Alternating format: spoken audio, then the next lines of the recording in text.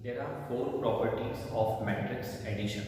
The first one is associative law. The second one is commutative law.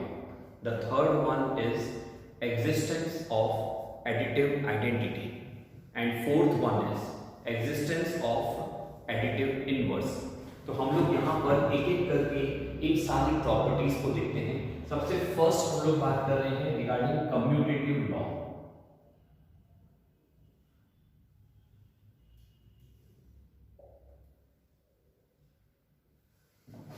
Commutative law के लिए हम लोग यहां पर दो मैट्रिक्स लेंगे. Let we are having a matrix a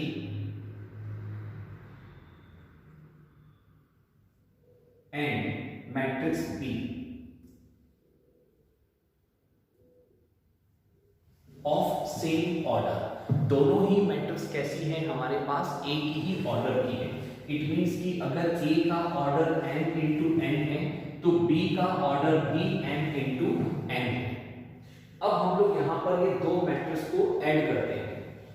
commutative proof करने के लिए हमें ये प्रूफ करना है कि a plus B is equals to b plus a. अगर हम ये प्रूफ कर देते हैं इट मींस कि हमारा जो मैट्रिक्स एडिशन है ये कम्यूटेटिव है. इसके लिए हम लोग यहां पर शुरुआत करते हैं LHS से. a plus b is equals to, हम लोग इसे लिखेंगे aij इन एलिमेंट फॉर्म और मैट्रिक्स b को लिखेंगे हम लोग इस तरह से इन एलिमेंट फॉर्म. अब हम लोग यहां पर इन दो मैट्रिक्स को ऐड करेंगे. तो हमें ऐड करने का रूल पता है. पहली कंडीशन ये है कि दोनों का ऑर्डर सेम होना चाहिए. तो यहां पर दोनों का ऑर्डर सेम है. अब ये जो दो मैट्रिक्स हैं इनको ऐड करना है तो इनके करस्पॉन्डिंग एलिमेंट्स ऐड होंगे. करस्पॉन्डिंग एलिमेंट्स ऐड होंगे it means aij plus bij होगा. तो यहां पर हमारे पास एक रिजल्टेंट मैट्रिक्स आ जाएगा. ये रिजल्टेंट मैट्रिक्स कौन सा हो गया? a plus b. अब आप याद करो कि ये aij क्या है? ये एलिमेंट को रिप्रेजेंट करता है और इस aij की जो वैल्यू होगी ये अपने आप में रियल वैल्यू होगी. इसी प्रकार bij भी कैसा है? इसके पास भी रियल वैल्यू होगी. दो रियल वैल्यूज को हम ऐड कर रहे हैं और हमें मालूम है कि दो रियल वैल्यूज का एडिशन कैसा होता है? बाय नेचर कम्यूटेटिव होता है. इट मींस हम लोग इसको कैसे लिख सकते हैं? bij plus aij. क्यों लिख सकते हैं? क्योंकि दो नंबर्स का एडिशन कैसा है? कम्यूटेटिव. अब इसको हम लोग यहां पर दो अलग अलग मैट्रिक्स में डिवाइड कर देते हैं.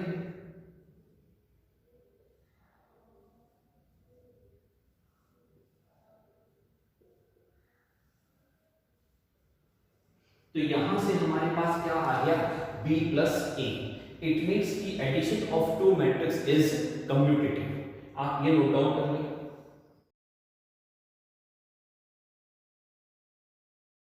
हम लोग अब देखते हैं सेकंड प्रॉपर्टी.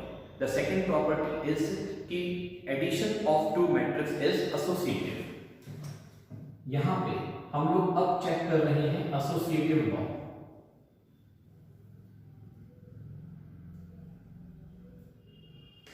एसोसिएटिव लॉ के लिए हमें इसमें तीन मैट्रिक्स लेने होंगे a, b एंड c.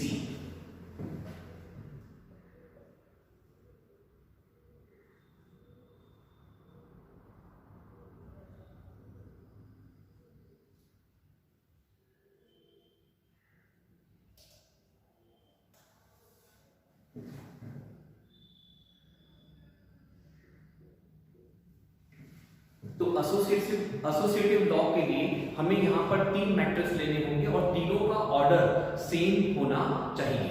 इसका मतलब क्या हो गया कि अगर a का ऑर्डर m इंटू n है तो b का ऑर्डर भी m इंटू n है और c का ऑर्डर भी m इंटू n है. यहां पर एसोसिएटिविटी प्रूफ करने के लिए हमें यहां पर प्रूफ करना होगा addition of a plus b. The resultant is added with c. This will be equals to a plus B plus C. It means हम लोग राइट हैंड साइड पर बी प्लस सी पहले वर्कआउट करेंगे और उसके resultant को ए के साथ ऐड करेंगे। ये अगर प्रूव हो जाता है तो हम लोग बोलेंगे कि हमारा एसोसिएटिव लॉ होल्ड करता है। अब इसके लिए हम लोग एलएचएस से शुरुआत करते हैं। सबसे फर्स्ट यहां पर हम लोग इसको ए को मैट्रिक्स फॉर्म में लिख लेते हैं, तो ये आ जाएगा ए आई जे प्लस बी आई जे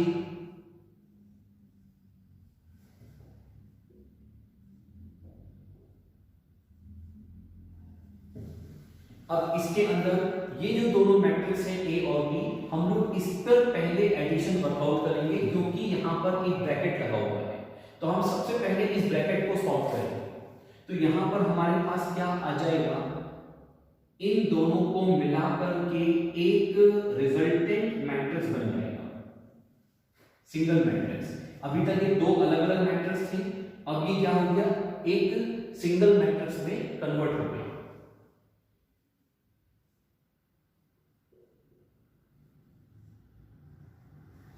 जैसे ही ये सिंगल मैट्रिक्स में कन्वर्ट हो गया तो अब हमें इस स्मॉल ब्रैकेट की रिक्वायरमेंट नहीं रही, क्योंकि अब इस स्मॉल ब्रैकेट के अंदर दो मैट्रिक्स नहीं है, सिंगल मैट्रिक्स है। तो अब मैं यहां से इसको हटा देता हूं। अब हमारे पास ये दो मैट्रिक्स है, हम लोग इन दो मैट्रिक्स को ऐड करेंगे।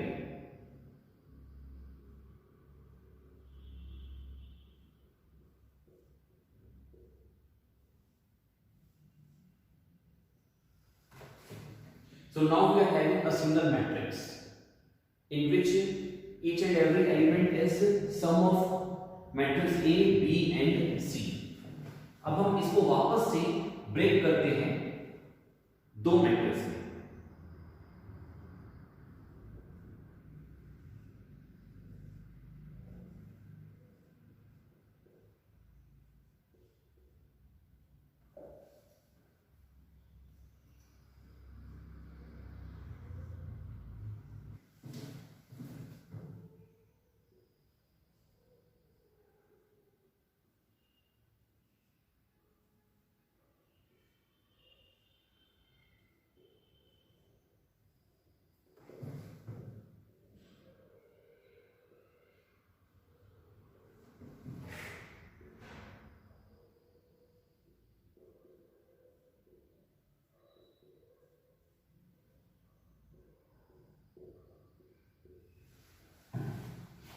तो हम लोग इस प्रकार से एसोसिएटिव लॉ प्रूव करेंगे। ये नोट डाउन करें आप लोग अपनी कॉपी में।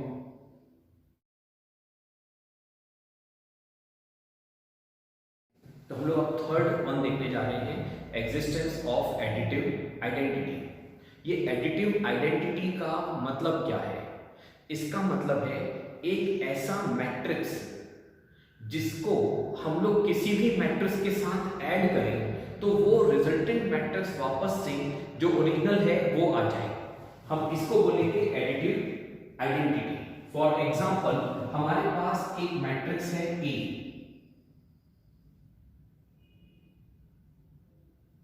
इसका ऑर्डर है m इंटू n। अब हम यहां पर एक ऐसा मैट्रिक्स चाहते हैं जिसको मैं इस a मैट्रिक्स के साथ ऐड करूं, तो ऐड करने के बाद भी वापस से a मैट्रिक्स मिल जाए। इट मींस हम यहां पर ये चाहते हैं a प्लस कोई मैट्रिक्स ऐड करूं और ऐड करने के बाद जो रिजल्टेंट मैट्रिक्स आए वो वापस से a मैट्रिक्स आ जाए। अब ऐसा कैसे होगा कि हम लोग a मैट्रिक्स में एक मैट्रिक्स ऐड करें और रिजल्टेंट क्या आ जाए, a मैट्रिक्स आ जाए। कुछ याद आ रहा है? Zero matrix. तो हम लोग यहां पर लेकर आएंगे एक जीरो मैट्रिक्स, ठीक है। ये जो जीरो मैट्रिक्स है इसका भी ऑर्डर वही होगा जो A का है, तभी हम इसके ऊपर एडिशन परफॉर्म कर सकते हैं। तो यहां पर हम इस जीरो मैट्रिक्स को क्या बोलेंगे, एडिटिव आइडेंटिटी, क्योंकि इस मैट्रिक्स को मैं किसी भी मैट्रिक्स के साथ ऐड करूंगा तो रिजल्टेंट वो ओरिजिनल मैट्रिक्स आएगा, इसलिए हम इसको क्या बोलेंगे, एडिटिव आइडेंटिटी। यहां पर ये अपने आप में कम्यूटेटिव होता है। इसका मतलब है कि यहां पे अगर मैं 0 प्लस a करूंगा तो भी रिजल्टेंट क्या आएगा, a आएगा। वैसे भी दो मैट्रिक्स का एडिशन बाय डिफॉल्ट ही कम्यूटेटिव होता है, तो यहाँ पे मैं a प्लस 0 करूं या 0 प्लस a करूं, दोनों ही मैट्रिक्स में, दोनों ही केसेस में रिजल्ट क्या आएगा, a मैट्रिक्स। इसमें देखते हैं fourth one, existence of additive inverse. इसका क्या मतलब है, हम लोग a मैट्रिक्स में, किसी भी मैट्रिक्स a में हम कोई मैट्रिक्स ऐड करें, फिर से कह रहा हूं, एक मैट्रिक्स A में हम लोग कोई मैट्रिक्स ऐड करें और ऐड करने पे जो रिजल्टेंट मैट्रिक्स है वो आए additive identity. Additive identity what does it mean, ये एक मैट्रिक्स है A, मैं इसमें कोई दूसरा मैट्रिक्स ऐड करूंगा और ऐड करने पे मेरे पास रिजल्टेंट क्या आना चाहिए, एडिटिव आइडेंटिटी आनी चाहिए, यानी जीरो मैट्रिक्स आनी चाहिए। ठीक है, तो अब मैं यहां पर A में कौन सा मैट्रिक्स ऐड करूंगा, तो डेफिनेटली मैं एक मैट्रिक्स यहां पर बनाऊंगा जो कि इस A को -1 से मल्टीप्लाई करने के लिए ऑप्टेन होगा। मैं इस A को एक स्केलर क्वांटिटी -1 से मल्टीप्लाई करूंगा, तो जो मेरे को मैट्रिक्स मिलेगा उस मैट्रिक्स को मैं इसके साथ ऐड कर दूंगा, तो मुझे क्या मिल जाएगा, जीरो मैट्रिक्स। तो ये जो -a है इसको हम लोग बोलेंगे एडिटिव इनवर्स। तो दोनों को बहुत क्लियरली याद रखें, एक है एडिटिव इनवर्स और दूसरा है एडिटिव आइडेंटिटी। हम लोग यहां पर A का एडिटिव इनवर्स क्या कहलाएगा, -a। ऐसे ही B मैट्रिक्स का एडिटिव इनवर्स क्या कहलाएगा, -b। ठीक है, और यहां पर ये जो जीरो मैट्रिक्स है ये क्या कहलाएगा, एडिटिव आइडेंटिटी। चाहे वो मैट्रिक्स कोई सा भी हो, A मैट्रिक्स हो, B मैट्रिक्स हो, C मैट्रिक्स हो, XYZ कोई भी मैट्रिक्स है, उसका एडिटिव आइडेंटिटी क्या बनेगी, हमारी जीरो मैट्रिक्स। ठीक है, ये नोट डाउन करें।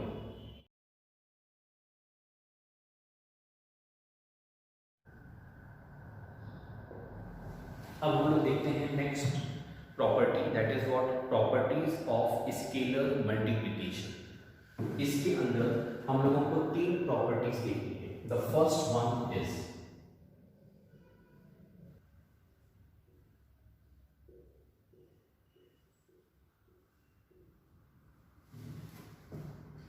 यहां पर हम लोग इसमें तीन प्रॉपर्टीज हैं स्केलर मल्टीप्लिकेशन के अंदर।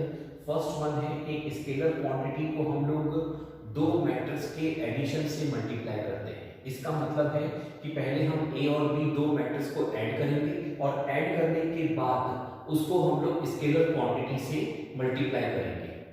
हम लोग इससे जो रिजल्ट आएगा, हम यही रिजल्ट ऑब्टेन कर सकते हैं अगर हम लोग A मैट्रिक्स को पहले स्केलर क्वांटिटी K से मल्टीप्लाई कर दें, B मैट्रिक्स को भी स्केलर क्वांटिटी K से मल्टीप्लाई कर दें, और फिर अब हम लोग इन दो मैट्रिक्स को ऐड करें तो भी हमें सेम रिजल्ट मिलेगा।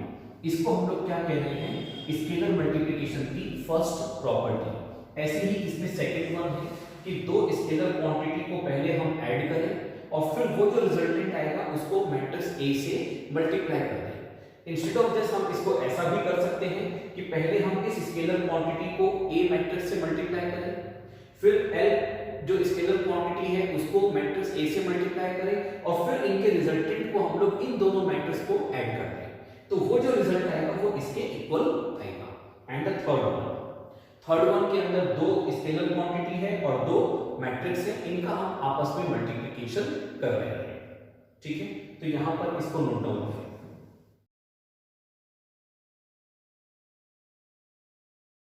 अब हम लोग यहां पर बात कर रहे हैं एक important topic, that is matrix multiplication. The fourth operation is matrix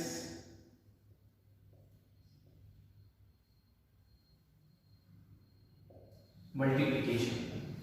matrix multiplication का मतलब है हम लोग यहां पर दो मैट्रिक्स को आपस में मल्टीप्लाई करेंगे। मैं इसको पहले एक एग्जांपल से आपको एक्सप्लेन करता हूं। से यहां पर हमारे पास एक मैट्रिक्स है जिसके अंदर एलिमेंट्स हैं 1 2 3 4। ये एक मैट्रिक्स है जिसका ऑर्डर है 2x2 का। यहां पर हम लोग एक और मैट्रिक्स लेते हैं B, और इसमें एलिमेंट्स हैं 6 2 4 5। ये एक मैट्रिक्स है 2/3 का। दो मैट्रिक्स ए और बी, हम इसको अगर आपस में मल्टीप्लाई करना चाहते हैं तो इसके लिए कंडीशन है। कंडीशन इज कि फर्स्ट मैट्रिक्स का नंबर ऑफ कॉलम, फिर से कह रहा हूं, number of column of first matrix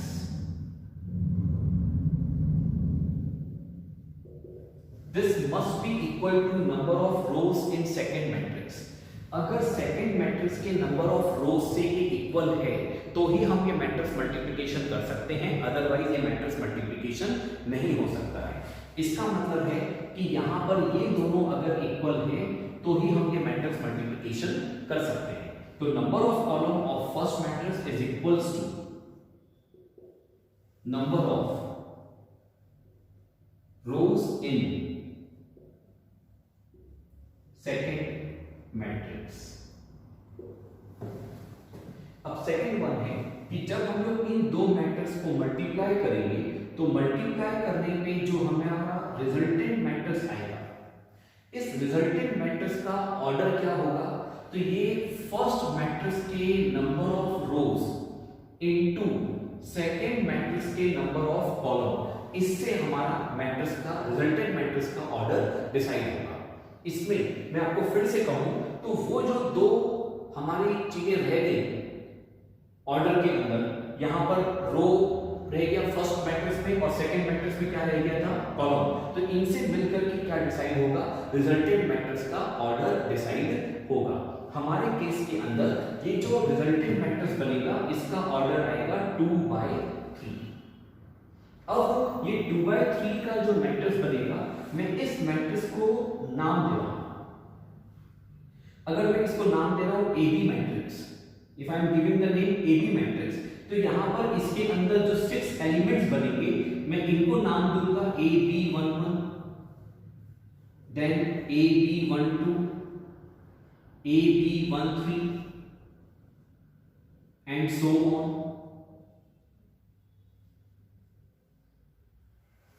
इस प्रकार से इसके अंदर 6 एलिमेंट्स बनेंगे। अब यहां पर ये जो फर्स्ट एलिमेंट है ये ऑब्टेन कैसे करेंगे, तो इसका फॉर्मूला, इसका तरीका क्या रहेगा, AB11, इसको ऑब्टेन करने का सिस्टम क्या है, तो ध्यान से देखना। यहां पर ये 11 है, इसका मतलब फर्स्ट रो और फर्स्ट कॉलम, ठीक है। तो हम लोग फर्स्ट रो लेंगे फर्स्ट मैट्रिक्स और फर्स्ट कॉलम लेंगे सेकंड मैट्रिक्स। फिर कह रहा हूं AB11 निकालना है तो इसका मतलब है फर्स्ट रो फर्स्ट कॉलम। तो फर्स्ट रो कहां से लेंगे, फर्स्ट मैट्रिक्स, फर्स्ट रो, और सेकंड मैट्रिक्स से क्या लेंगे, फर्स्ट कॉलम। तो यहां पर हम लोग अब ये जो फर्स्ट रो है इसको मल्टीप्लाई करेंगे फर्स्ट कॉलम से, तो करस्पॉन्डिंग वैल्यू मल्टीप्लाई करेंगे। ध्यान से देखना, करस्पॉन्डिंग वैल्यू का मतलब क्या, इस 1 को मैं 2 से मल्टीप्लाई करूंगा तो ये आएगा 1 into 2। फिर मैं इस 2 को 3 से मल्टीप्लाई करूंगा, that will give you 2 into 3। अब ये जो रिजल्ट आ रहा है इसको ऐड कर दो। ऐड करने पर जो रिजल्ट आएगा वो कहलाएगा वैल्यू ऑफ AB11। तो अब देखो ऐड करने पे क्या आएगा, 2 + 6 8। तो इस AB11 की वैल्यू आ जाएगी 8। ऐसे ही हम लोग अब यहां पर फाइंड करेंगे AB12। अब AB12 इसका मतलब क्या हो गया, फर्स्ट रो सेकंड कॉलम।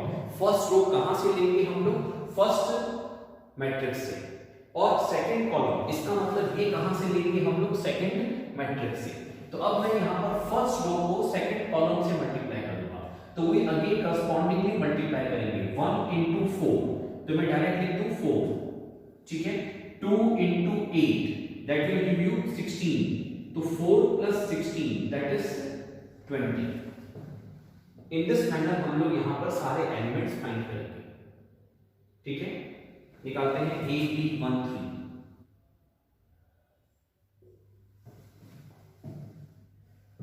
तो अब हमारे पास यहां पर फाइनली A मैट्रिक्स और B मैट्रिक्स का मल्टीप्लिकेशन आ चुका है। इसके वैल्यूज क्या आएंगी, तो ये आएगा 8, 20, 23, then 18, 44 and 51. So this will be the resultant matrix.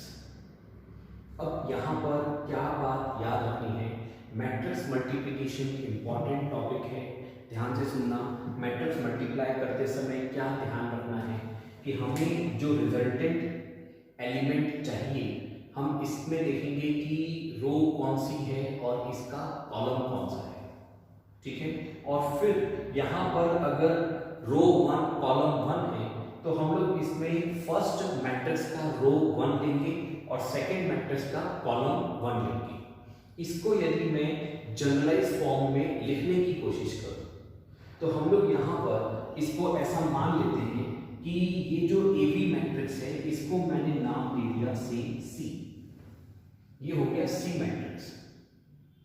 अब इस C मैट्रिक्स के अंदर हम लोग यहां पर